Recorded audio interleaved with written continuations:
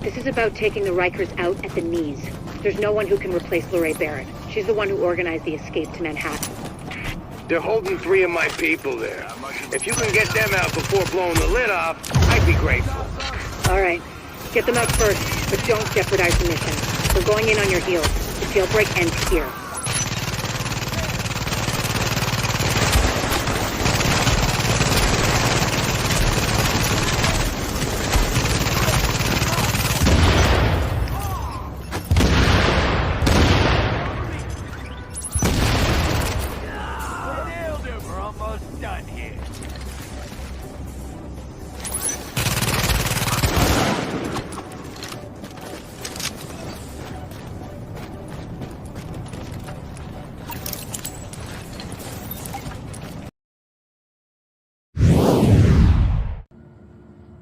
Hey guys, I'm Clint Flair Woo, and welcome back to another Division build video. And today I'm going to bring you my farming build for 1.8.3. In fact, I've used this for many months to a huge amount of success.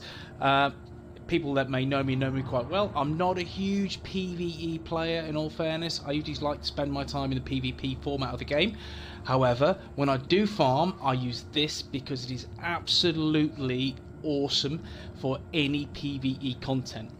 So if you want to solo any legendaries, any challenging missions, then this is the build I recommend. If you're in a group and you're trying to do some legendaries, again, definitely recommend this. It's a fantastic tactician build. You've seen the Lexington to run through. You've seen what I'm running with. I'm running with Seekers, I'm running with Pulse Turret. I'm going to break down this build as much as I can and try to simplify it so you guys can walk away and understand what you need to make this build absolutely kick-ass and get exotics, classifieds, field proficiency caches quicker to get you more loot, to get you the gear that you need to maybe complete your sets or shields. So guys, take a look at this. Okay folks, this is my 5-piece tactician build with a gold backpack, and we'll go through the backpack very shortly, but firstly we'll talk about tactician and what the build will do for me.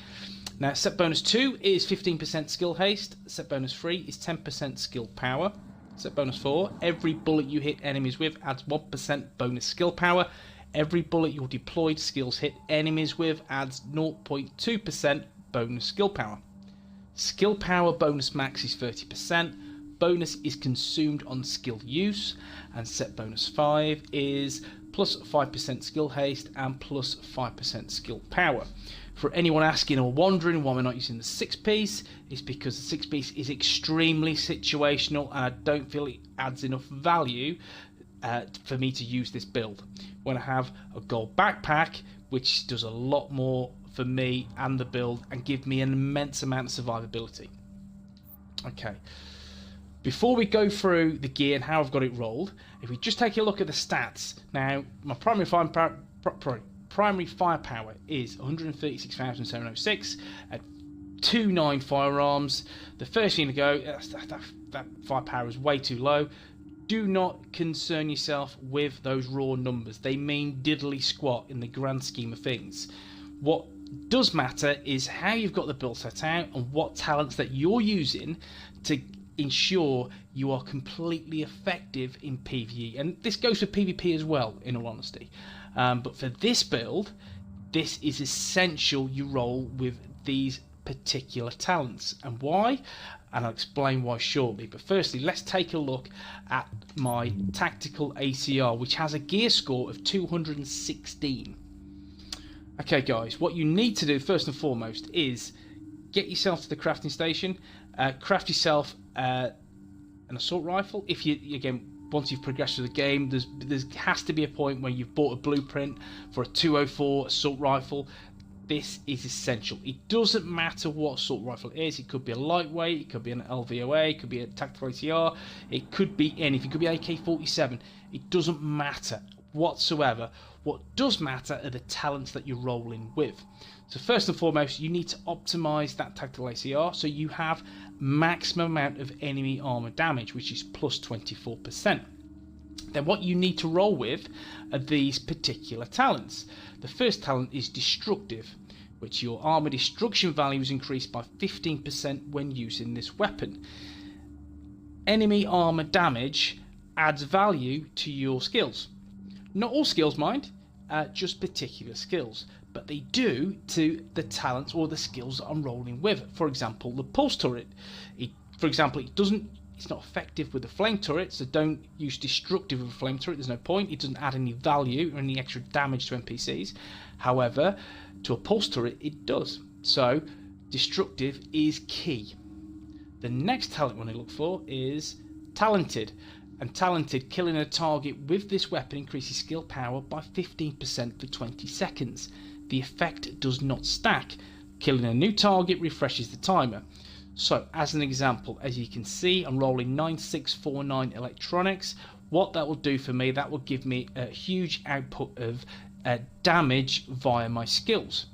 And proccing talented, that will ensure I have that 15% increase for 20 seconds, which is again integral to dealing as much damage as possible. So talented, again, Mark II is definitely needed on this build. Ferocious. Damage against elite and named enemies is increased by 10%. If you're running challenging missions and beyond, NPCs predominantly are yellow bar enemies, and that will give you that extra 10% damage towards them. Okay, don't worry about your assault rifle. Again, you can use any assault rifle whatsoever. This is a 10% damage output on your skills. So again, this will affect your pulse turret and your seekers. So ferocious again is a really key talent. Someone may stop there and say, hang about, use predatory, but we'll get back to that in a second. But what I'm about to tell you now is we don't need predatory on this build. These talents are highly more effective for the way this build is set out. Now, in terms of attachments on my tactical ACR, it does not matter. You can roll with anything. I look through, this is what I'm rolling with currently. Bit of stability, accuracy, headshot damage, critical chance, and critical damage. It's irrelevant because you won't be dealing the damage through your assault rifle, just the talents you have equipped. And because I'm using a lower score weapon, the requirements for destructive and talented and ferocious means I can put them on any build and they will be active at any time. So, lower gear score weapon, craft, assault rifle, 204, max it out so you've got huge amount of enemy armor damage, which is plus 24%, destructive, talented and ferocious. And that's where you start. You get that on there, you're in a good place. In terms of secondary, don't worry, it could be anything whatsoever. This is just my equipped house, which has talented and competent, obviously card counter, and these are the attachments. Again, don't worry about it, it's just what I've slapped on. It's just for show to make sure there's no free talents on there. Okay, now we'll go through the gear and then we'll go through the mods and explain why the mods are essential to dealing high amount of damage. So, Tactician's Authority. We've gone through how the gear works and what the gear set does. Let's look at the attributes on the build. So firstly, the chest piece is rolled into electronics with health, skill haste, ammo capacity, and the two mods I'm rolling with are electronics damage to elites at 4%, which is the max. Okay, so purple mods, electronics damage to elites. This will give me even more damage output through my skills. So the vendor reset, always check them. If you don't have any to begin with, check the vendors. Every other week you will guarantee to have 3 or 4% damage to elite mods, and they are key for farming and making farming easy. So ensure you buy enough of these to slap on your build. You need 5 in total. Add electronics, 4% damage to elites, they're the max you can get. So make sure you have these on your build. Now, in terms of variations, what would you do to this particular chest piece to make it optimal for the build? All I would say is I would perhaps roll off health for enemy armor damage, or my attributes, I'll change ammo capacity for increased kill XP. And what that will do, that will get me field proficient caches quicker and easier, and the enemy armor damage will give me more of a damage output on my skills. But this is the best tactician chest piece that I use. So guys, if you've got one that you could maybe tweak, try to look at those to make this build even better. Now the mask. The mask is perfectly rolled. It is electronics with skill power and damage to elites to ensure there is a maximum amount of damage output again from the skills. And the mod is electronics damage to elites. Onto the knee pads, and this is near perfectly rolled. What I would say is if you can remove bleed or shock resistance and replace it with increased kill XP, you have a perfect knee pad. So it's electronics is what you need, skill power, and definitely damage to elites, which needs to be on your mask, your knee pad, on Ferocious, on your tactical ACR, or whatever AR you choose to roll with, and then 4% damage to elite mods, and you will have the max, which is 58%. But anyway, we'll go through this. Now, in terms of the mods, it is electronics damage to elites and seeker mine damage, 3.5%. Ideal scenario, you need 4%. However, I only have 4%. I need 3 more. But guys, if you've got them, make sure they're 4% seeker mine damage mods. Now, the holster needs to be skill haste, and the mod again, 4% seeker mine damage. Now the gloves, you don't need any assault rifle damage, any SMG damage or marksman rifle damage. What you need on the build is electronics, enemy armor damage, skill haste, and the other one could be anything. Critic challenge, critic damage, it's irrelevant. Okay, so you're not really using your assault rifle. You're using the skills. So it's a build based around the skills. So enemy armor damage and skill haste are integral. The third one, it could be anything of your choice. And then the creme de la creme, the Relentless Backpack. Now, what Relentless does is 5% of the damage dealt by skills is returned as healing. So, as you've seen in the footage, and I wanted to make sure that my health bar goes down to next to nothing. Not because I'm crap, it's because I wanted to show you in the video that skills matter, and skills will get me my heal back. Now, a lot of people say is when they look at the raw numbers here, look at my skill power and say 375,000, I can get 450, I can get 470, 480. Yep, and that's by using an inventive backpack and perhaps using a Barrett's chest piece. Yep, it's all great, it's all gravy. Yeah, it's not a bad build. However, with Relentless, once you've used it and you've seen what Relentless does in PVE, the huge amount of health you will have returned, you do not need Predatory.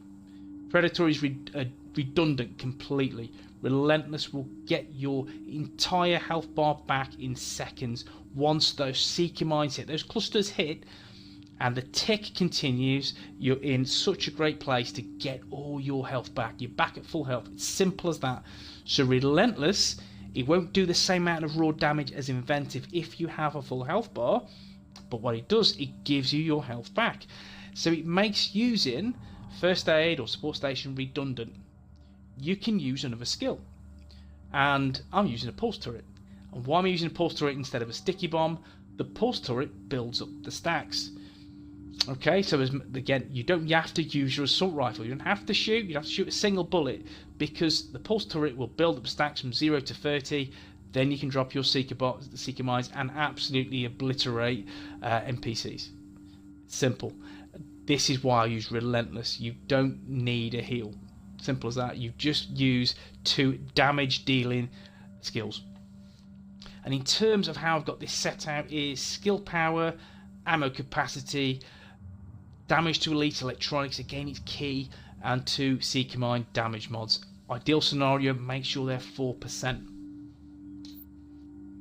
Okay, we'll go through the character sheet very briefly.